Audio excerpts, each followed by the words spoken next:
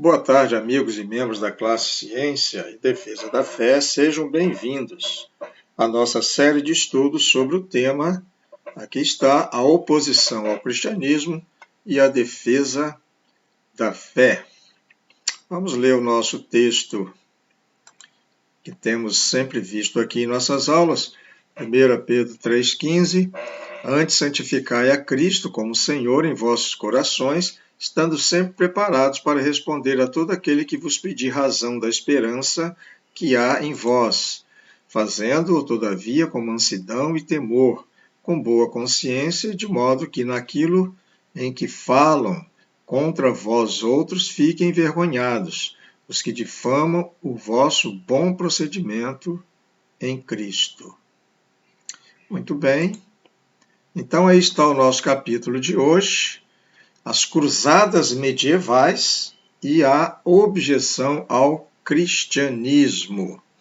Vamos então ler o nosso texto básico, que diz assim, em Mateus 7, 21, 23, nem todo o que me diz Senhor, Senhor, entrará no reino dos céus, mas aquele que faz a vontade do meu Pai, que está nos céus.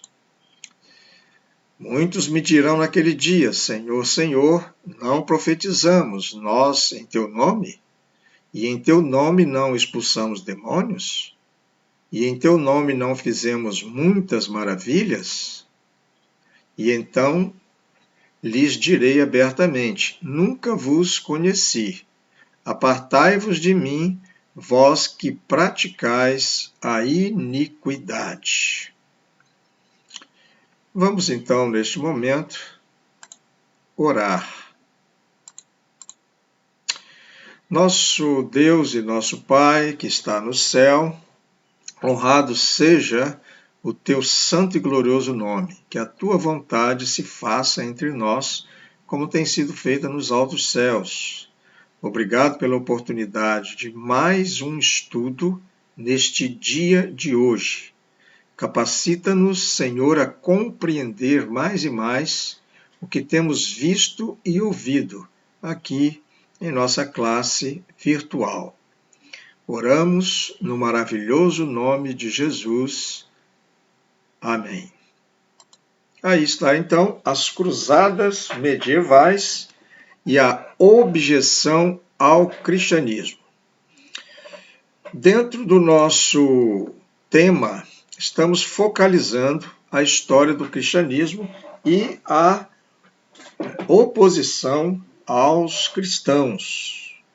No estudo anterior, que tivemos no domingo passado, vimos a heresia do arianismo dentro da igreja, cujos adeptos deste movimento não acreditavam na divindade de Cristo.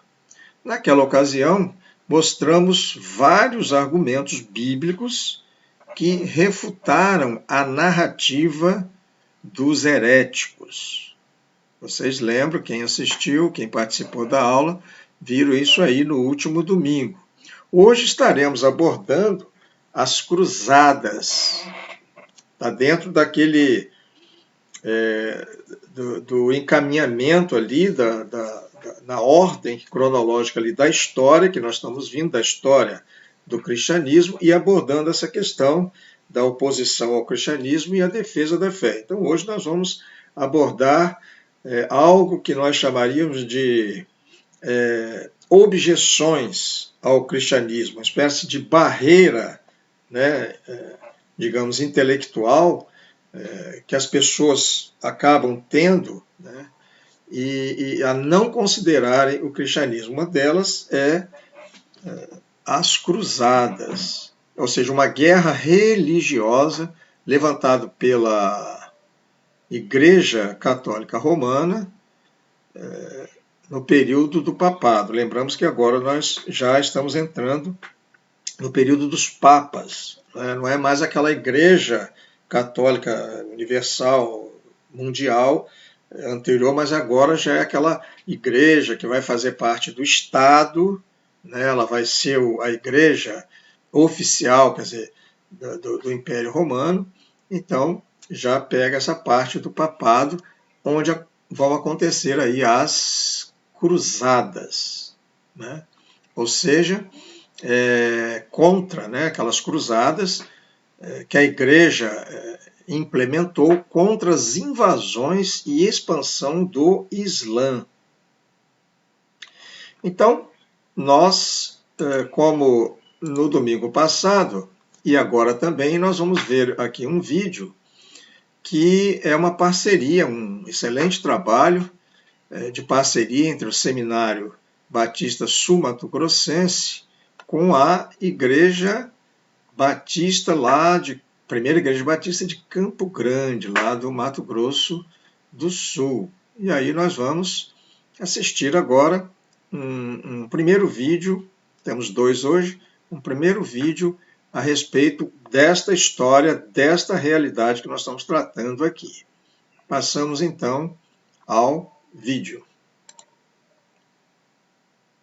Oficial do Império. Até agora, o cristianismo não era a religião oficial, era a religião tolerada e tinha bons relacionamentos com o Império, principalmente na época de Constantino. Mas agora, com Teodósio, ele faz com que o cristianismo se torne a religião oficial. Apesar da controvérsia ariana ter sido vencida, entre aspas, no Concílio de Nicéia, demorou algum tempo até que essa decisão chegasse a todas as igrejas e assumisse realmente a posição de ortodoxia. Em 381, o imperador Teodósio, ele faz o Edito de Tessalônica. E o Edito de Tessalônica é um documento que diz: a partir de agora, a fé cristã é a fé oficial do Império. Então, agora nós usamos a influência do Império para fazer teologia, o dinheiro do Império para fazer teologia e a espada do Império para fazer teologia. Ou seja, todo mundo tem que ser católico, católico niceno, aqueles que creem no credo de Nicéia. Então todos os arianos tinham ou que mudar de opinião, ou os líderes acabavam se exilando, indo embora, tinham que seguir a orientação do imperador. O que o imperador mandava, a igreja fazia. As controvérsias teológicas eram todas resolvidas pelo Estado. Quando Teodósio é o imperador e ele escreve esse documento dizendo que agora a fé cristã é a fé oficial, ele não faz isso porque ele era um crente fervoroso ou porque a igreja havia alcançado uma posição de relevância. Isso também era um ato de desespero político. O Império Romano, nessa época, estava muito fragmentado. Nós já tínhamos imperadores orientais e imperadores ocidentais do mesmo império. As invasões bárbaras já estavam enfraquecendo o Império Romano.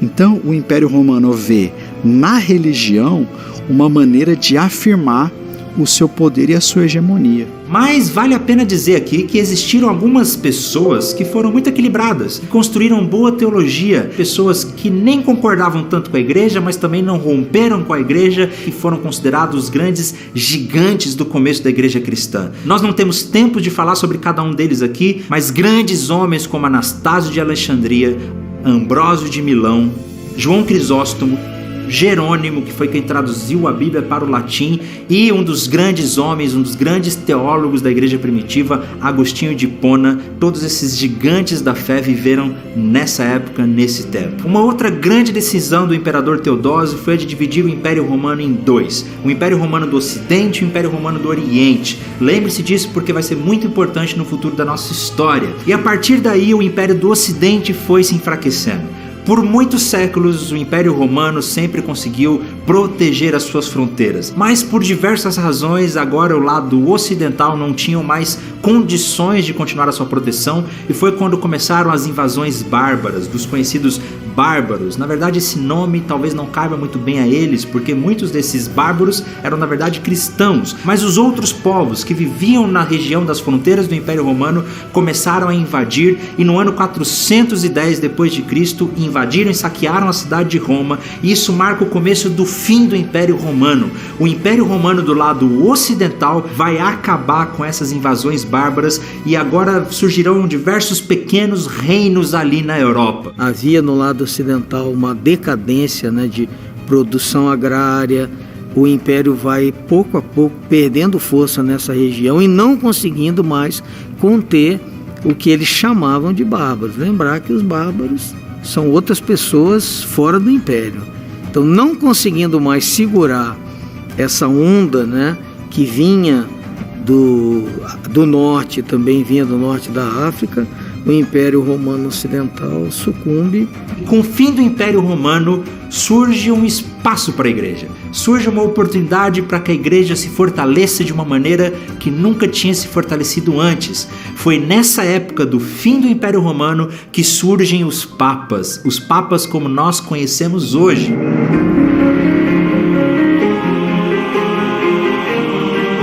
Quando o Império Romano cai, qual a única força que consegue se manter unida, fortalecida e permeando todos esses espaços que agora não são mais Império Romano?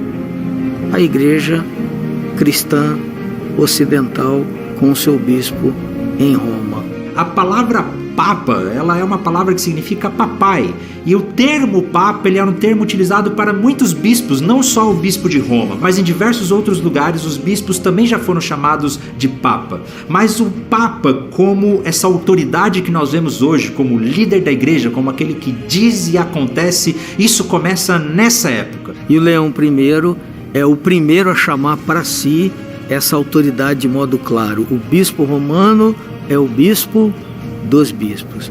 Leão I, que é considerado o primeiro Papa nesse conceito que nós entendemos hoje, foi alguém que conseguiu manter a paz no meio das invasões bárbaras. Isso fez com que o bispo de Roma começasse a ter muito poder. E por causa disso, os papas foram ganhando poder. E foi através desse Leão I que começou-se essa cultura, essa ideia de que o Papa era o substituto de Jesus, era aquele que tinha a palavra de Deus, o que ele dizia era autoridade canônica praticamente.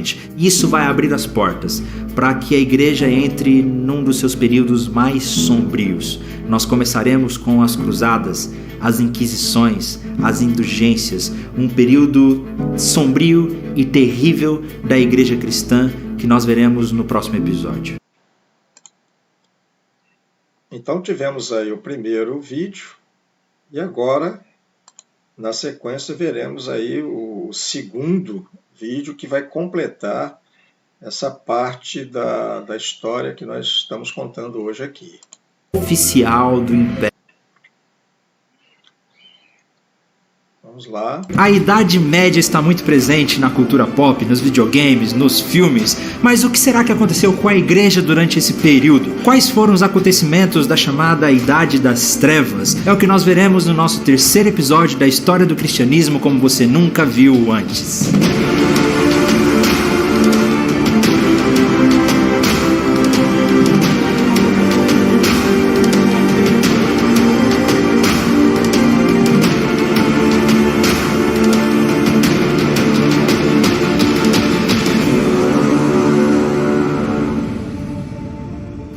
Seja muito bem-vindo ao nosso terceiro episódio da série da História do Cristianismo como você nunca viu antes. Se você ainda não assistiu os outros episódios, então clique no link que está aparecendo em algum lugar para você acompanhar toda essa série, que serão 6 episódios, um lançado por mês aqui no nosso canal no YouTube. E esse projeto só foi possível pela parceria que nós estamos com o Seminário Batista Sul Mato Grossense e a Primeira Igreja Batista de Campo Grande. Então, se você deseja se preparar melhor ministerialmente, entre em contato com o seminário, o site está aparecendo aí para você. Eles possuem todas as ferramentas necessárias para que você possa se preparar para o seu ministério.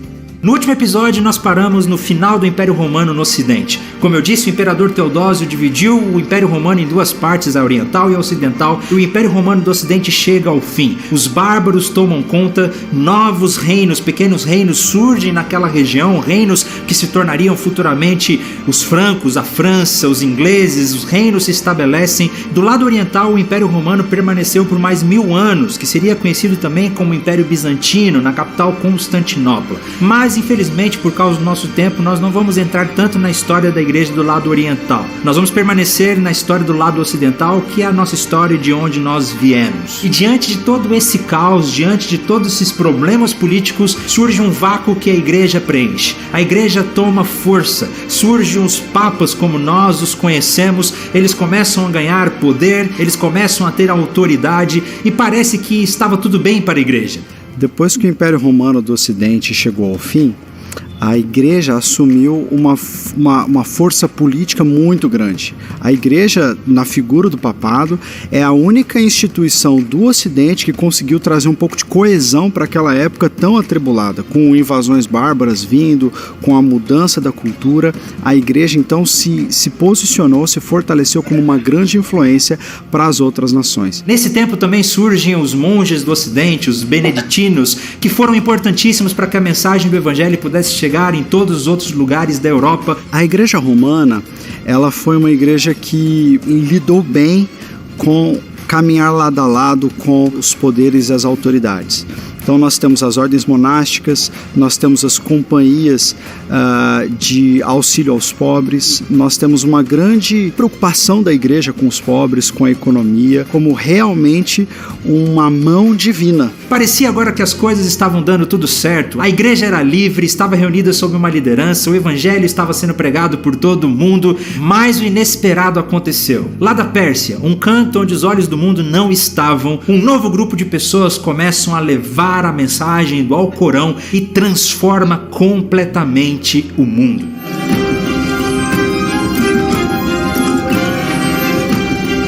No ano 610 aparece no mapa um cara chamado Maomé, que talvez você já tenha ouvido falar dele. Maomé cresceu lá na Pérsia com uma família de comerciantes, ele foi criado pelo seu tio, mas o comércio não deu muito certo, ele passou quase toda a sua vida como pastor de ovelhas. Mas aí, por volta do ano 610, de acordo com a lenda muçulmana, certa vez Maomé estava numa montanha no seu retiro espiritual em Meca e o anjo Gabriel lhe apareceu dizendo para anunciar a verdadeira mensagem do verdadeiro Deus. O Islã aparece na cena depois de um conjunto de profecias recebidas por um homem chamado Maomé e que realmente mudou a face do mundo conhecido.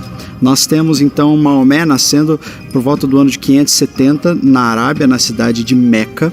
E lá ele nasceu na tribo dos Coraixitas, ele tinha uma grande família, ele se casa com uma mulher bem mais velha, que na verdade era sua patroa, ele trabalhava para ela e depois se torna seu marido, e ela tinha um tio que era cristão copta.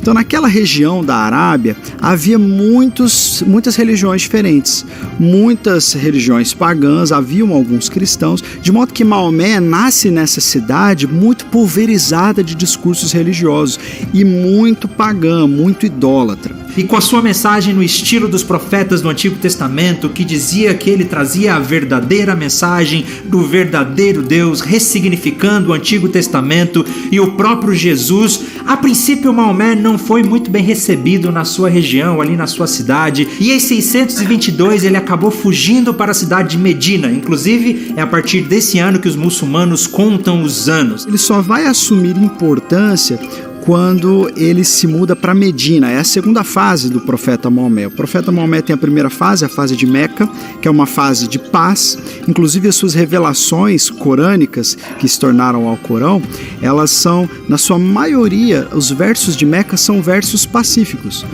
Quando então ele vai para Medina, ele assume um outro posto. Ele se torna então um líder e um chefe militar, e o líder da primeira irmandade, comunidade muçulmana mesmo. E ali ele se torna então esse líder, e essa comunidade muçulmana vai crescendo e eles praticam uma série de confrontos armados, é a fase bélica. As revelações corânicas da fase de Medina, né, de Maomé, são aqueles versos que nós conhecemos como os versos da espada, porque eles realmente estavam envolvidos em muitas batalhas. E eles tinham como ordem divina estabelecer aquela religião que era a submissão, o Islã significa submissão a Deus, a todos os homens, né? Então a questão é submissão, ou você aceita ou você aceita. Quando Maomé então vai para Medina, ele se torna esse líder, depois ele retorna a Meca, mas agora ele não retorna como um coraixita, como alguém sem expressão, não. Ele volta como um líder militar e então o Islã é estabelecido. E em pouco tempo, o mapa do mundo se transformou completamente. E de uma maneira incrivelmente rápida, em pouco tempo eles conquistaram toda a Pérsia e parecia que eles estavam destinados a conquistar o mundo. As coisas a partir daí foram extremamente rápidas. No ano 635, a cidade de Damasco cai sob o poder dos muçulmanos. No ano de 637 foi a vez da cidade de Antioquia. No ano 638, a cidade de Jerusalém, o berço do cristianismo, caiu também para o poder muçulmano. Em 642, no norte da África, foi a vez de Alexandria cair. Logo depois veio a cidade de Cartago. E enfim, eles conquistaram toda a região da Espanha no ano 711. Com uma avalanche, os muçulmanos praticamente mudaram o mapa do mundo inteiro na sua época. Quando o Islã começa a sair dessa região e começa a entrar em outros lugares, ele começa a mudar por onde passa, porque não é apenas uma religião, mas é um projeto de sociedade. Isso trouxe consequências incríveis, inclusive para o cristianismo dentro da Europa, que se sentia cada vez mais ameaçado pelo surgimento do Islã, e os próprios cristãos da Europa se tornaram praticamente ilhados. Os muçulmanos estavam em volta deles e os cristãos deixaram de ter relacionamentos comerciais com a arte. Muitos problemas sociais começaram a acontecer dentro da Europa por causa do boom que aconteceu com o Islã. Finalmente, depois de 100 anos dessa avalanche do islamismo, na Batalha de Tours, no ano 732, o avanço foi contido e o Islã se acalmou um pouquinho e o cristianismo começou a ganhar forças.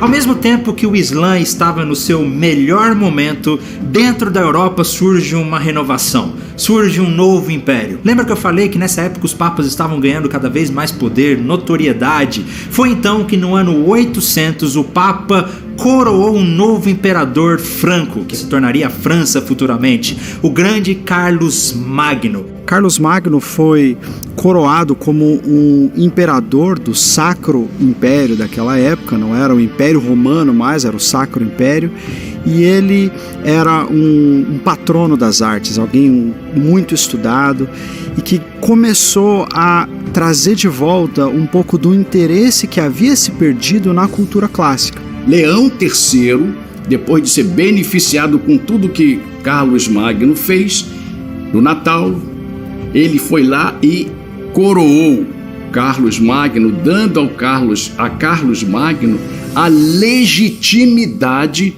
para trabalhar toda a sua questão, todo o seu império, e também se sentiu protegido, porque em caso de alguns problemas, como aconteceram, de alguns problemas, ele tinha nele uma solução para as suas dificuldades. E Carlos Magno tentou reerguer o Império Romano Ocidental, a glória do Império Romano. Claro que não tanto como foi antes, mas Carlos Magno trouxe sim uma estabilidade para a Europa nesse tempo. Carlos Magno, ele trabalhou a questão de um fôlego para o Império Romano. E ele conquistou muito, ele era um rei guerreiro, ele praticamente a Europa Central, até a Espanha, França, todos esses países hoje estavam inclusos dentro desse império sacro germânico. Ele conseguiu conter também os nórdicos, os vikings que estavam invadindo a Europa naquele tempo, e durante Carlos Magno a teologia começou a ser refeita. Houve de certa forma um renascimento na Europa, as coisas começaram a mudar outra vez. Ele investiu na questão do estudo, tanto o estudo literário como o estudo teológico. Ele deu uma ênfase. Podemos sim admitir que há um renascimento cultural. Foi um movimento de redescoberta da cultura grega clássica, redescoberta dos antigos filósofos, redescoberta do mundo como ele era visto na cultura grega clássica. Uma paixão pela estética, um retorno à beleza, um retorno à poesia. Nessa época, até por consequências econômicas por causa do Islã, surge o feudalismo dentro da Europa. A monarquia se torna muito poderosa junto com os relacionamentos com os papas e parece que as coisas melhorariam daqui para frente. Mas aí tudo desandou outra vez.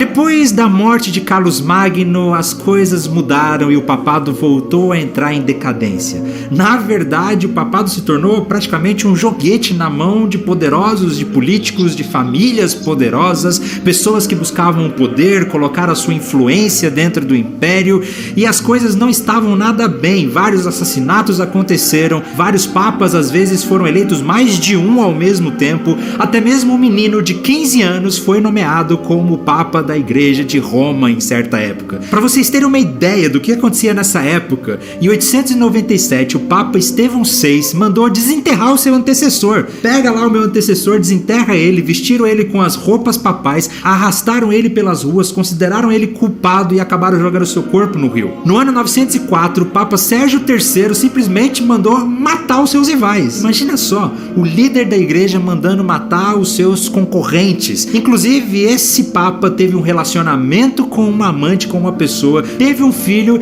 e o seu filho se tornou Papa futuramente também. João X foi assassinado, sufocado por um travesseiro. O Papa João XIV foi preso, encarcerado e morto envenenado. Bonifácio também foi envenenado logo depois. Para vocês terem uma ideia da loucura que estava o papado. Cada um queria colocar sua influência lá dentro. E para piorar, no ano 1054, as relações da igreja não estavam muito bem com a igreja do Oriente. Lá em Constantinopla, do Império Bizantino, eles começaram a ter alguns conflitos muito sérios e no ano 1054 acabaram rompendo de vez. A igreja se separou, foi o cisma da igreja. A partir de agora nós teríamos a igreja ortodoxa do Oriente e a igreja católica apostólica romana. Várias coisas como essa contribuíram para esse afastamento das duas igrejas. Haviam questões teológicas, obviamente, havia questões políticas, havia questões econômicas. Isso já foi fazendo com que Roma e Constantinopla, a igreja latina e a igreja grega, ou a igreja ocidental e a igreja oriental, começassem a tomar caminhos distintos. E com o tempo, a própria divisão do centro de poder, né, Roma e Constantinopla, essa diferença de concepção se a igreja deve ser submissa ao poder do Estado ou não, isso tudo foi fazendo com que esse cisma fosse sendo gerado e por fim acontecesse perto do século X, quando finalmente os dois papas, né, o Papa Bizantino exclui, né, excomunga o Papa Romano e o Papa Romano excomunga o Papa Bizantino. E aí as duas igrejas começam a caminhar realmente de forma distinta. Para vocês verem como as coisas estavam complicadas dentro da liderança da igreja e a igreja estava se tornando corrupta e usando o papado apenas como objeto de poder e influência política.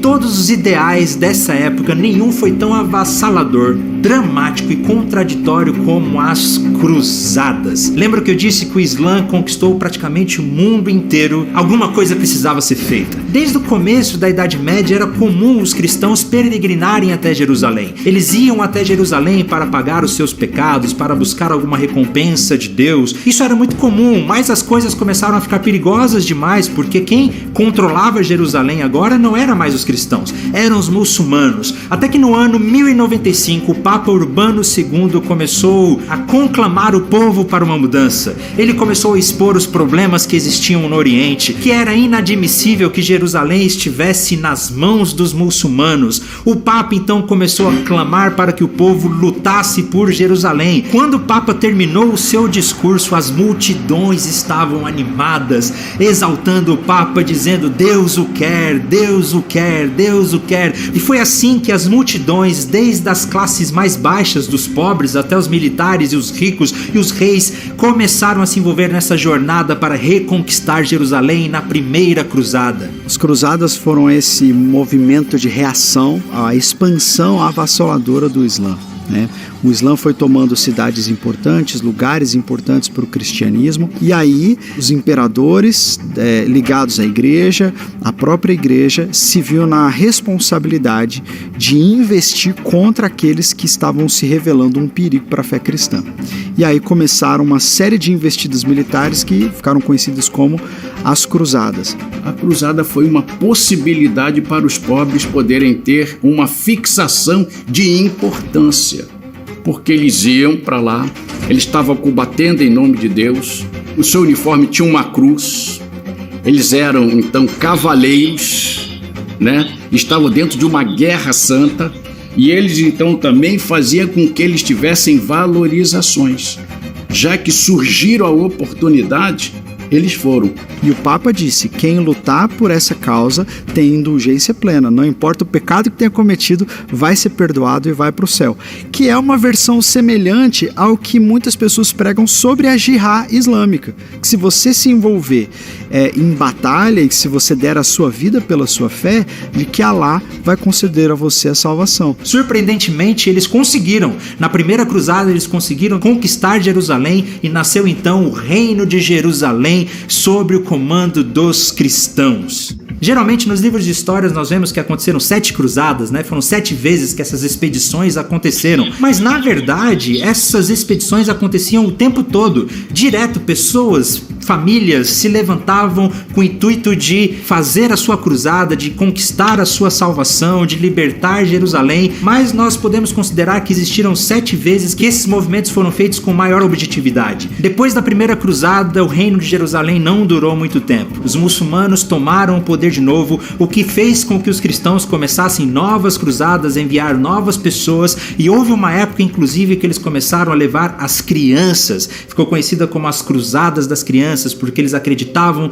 que por causa da pureza da criança, Deus usaria a vida das crianças para derrotar os inimigos. E claro que você pode imaginar que isso foi uma tragédia total. As pessoas morriam aos milhares por causa dessas jornadas para reconquistar Jerusalém, a sua salvação e a glória do cristianismo.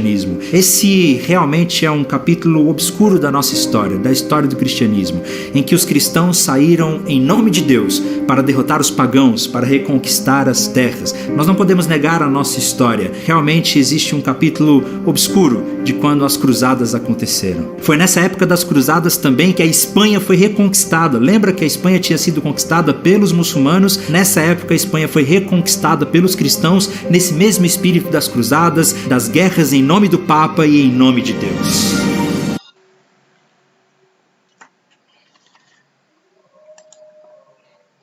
A Idade Média está... Muito bem, então terminamos aí o vídeo, né? E agora nós vamos dar aqui sequência, né, aos nossos estudos, e eu gostaria de colocar aqui algumas coisas, talvez, né, que eu diria, mais vívidas, né? Alguma coisa mais claras para vocês com relação a essa questão aí das cruzadas, né? Porque o vídeo ele falou assim meio que rapidamente, né, sobre aquela situação das cruzadas, da guerra, né, militar. Eu queria então trazer para vocês né, dentro dessa história lamentável da ação de cristãos realizando uma guerra, né, contra um inimigo, mesmo que este inimigo estivesse invadindo regiões e cidades, né, de eminência cristã, impondo sua cultura e religião, no caso aí os muçulmanos e o Islã.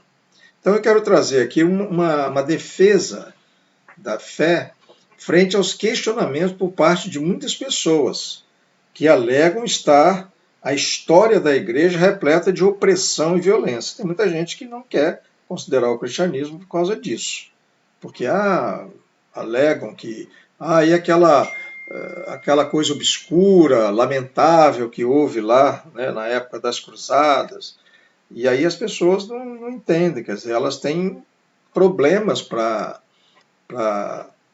digamos assim, aceitar, né, para justificar, né? Então elas acham que essa história está repleta de opressão e violência que são razões pelas quais elas justificam as suas objeções em considerar o cristianismo, rejeitando a mensagem do Evangelho. Isso é o que nós chamamos de barreiras, né, intelectuais, barreiras para aqueles que não querem considerar o cristianismo. Então, o que nós procuramos fazer é fazer uma defesa da fé, mostrar que a coisa não é bem assim, né? Atos que foram praticados, né, por cristãos não quer dizer que eles estavam ali seguindo ali os ensinamentos de Cristo. As cruzadas elas demonstram que os cristãos e a igreja querem oprimir os outros e são tão violentos como quaisquer outras pessoas. É assim que deve ser pensado. Bem, neste livro aqui, eu queria compartilhar com vocês esse livro aqui, ó, né? Em Defesa da Fé, o autor é Lee Strobel. Ele foi ateu, foi um cético ateu, e aí depois ele procurou desesperadamente informações a respeito da fé cristã para saber se ela era realmente verdadeira. E nesse livro ele conta aqui uma experiência dele, e eu queria compartilhar com vocês o que tem sido dito aqui no livro, né, como uma resposta a esse questionamento que muitas pessoas fazem, não considerando, né, para não considerar o cristianismo. Então, veja bem, num livro de história, diz ele aqui, há uma citação aqui, a seguinte: alguns de nossos homens, se reportando lá às cruzadas, foi uma testemunha ocular, cortaram a cabeça dos seus inimigos, outros os traspassaram com flechas, vendo-os caírem das torres, outros os torturaram por mais tempo, lançando-os às chamas, para encontrar o caminho. Fazia-se necessário desviar cuidadosamente dos corpos de homens e cavalos. Mas esses fatos eram triviais comparados com o que aconteceu no Templo de Salomão, onde os homens cavalgaram com sangue pelos joelhos, chegando a atingir as rédeas.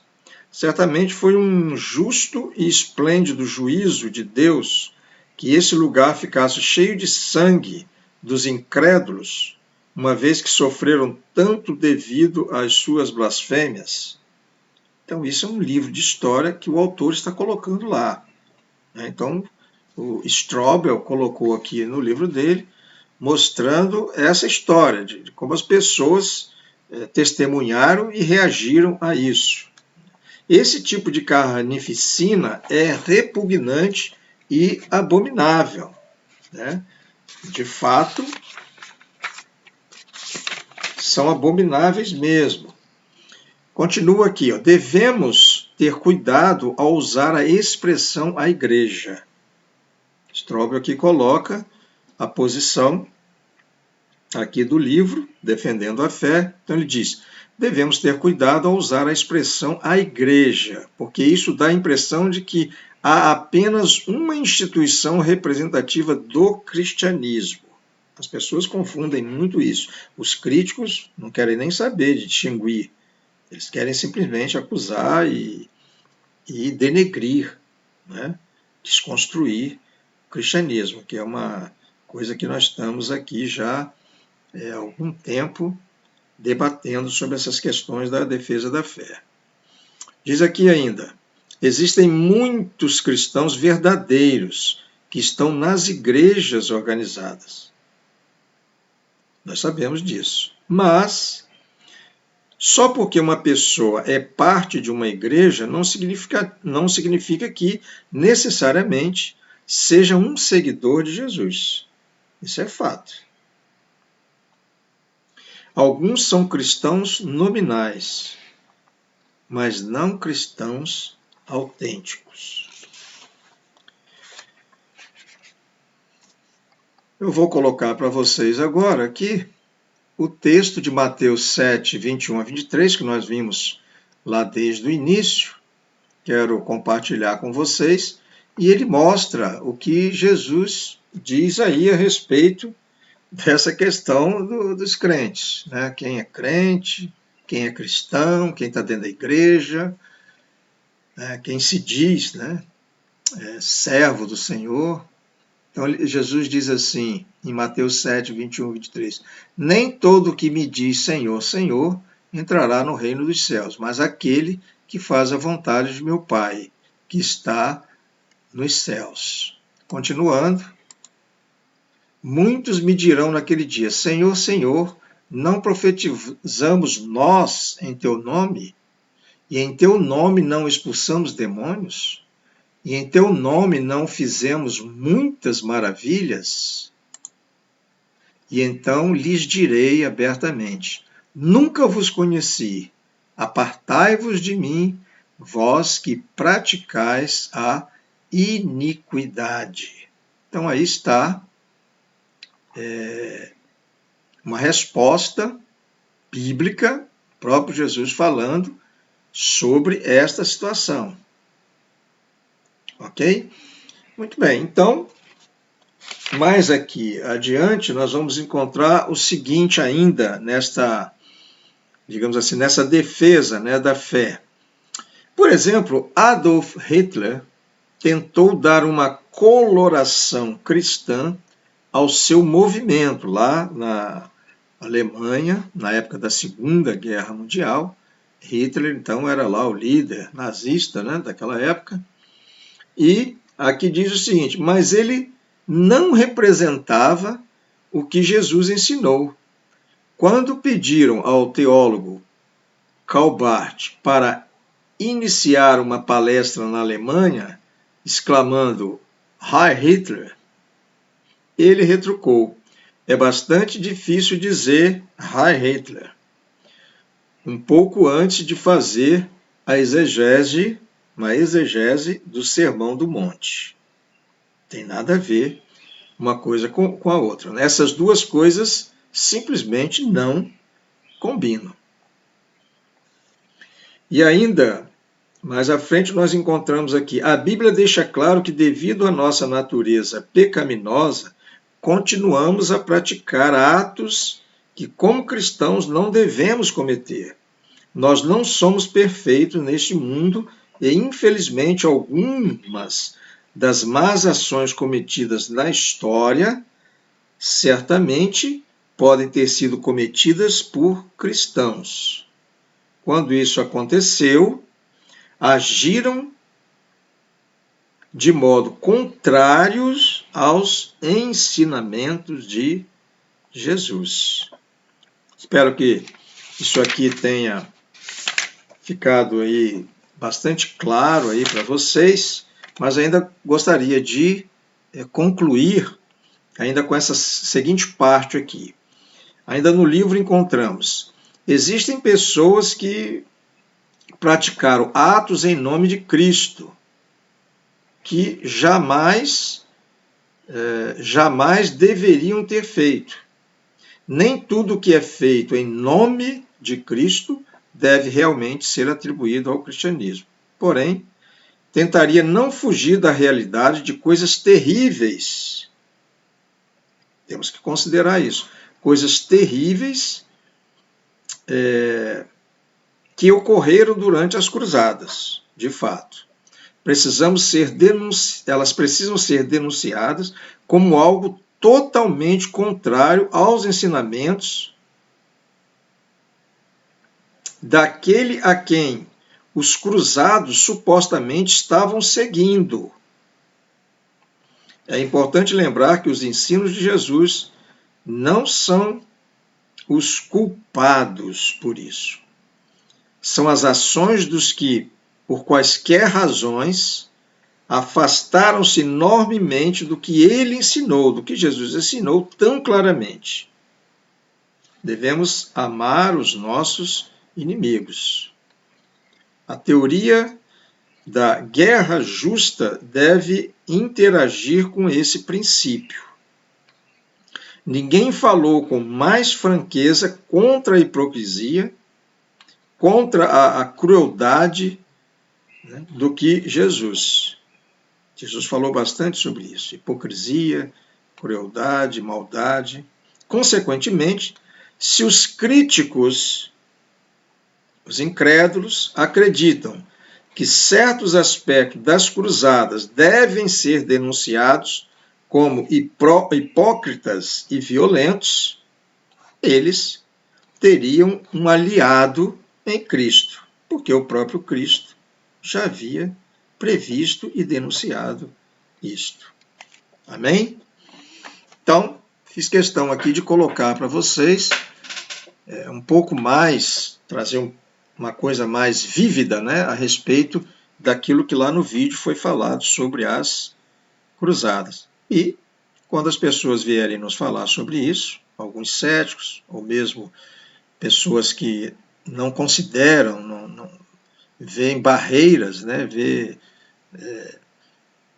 oposição, né, ao cristianismo, fazem oposição ao cristianismo, fazem objeções por causa desses fatos da história, que nós possamos, então, responder a essas pessoas, tentar mostrar que as coisas não são bem assim. É preciso pensar e é preciso distinguir uma coisa da outra. Ok? Então, chegamos aí ao final do nosso estudo e eu desejo que vocês tenham ainda um ótimo final de domingo e também uma semana abençoada aí pela frente. Um forte abraço e até o nosso próximo estudo. Até lá.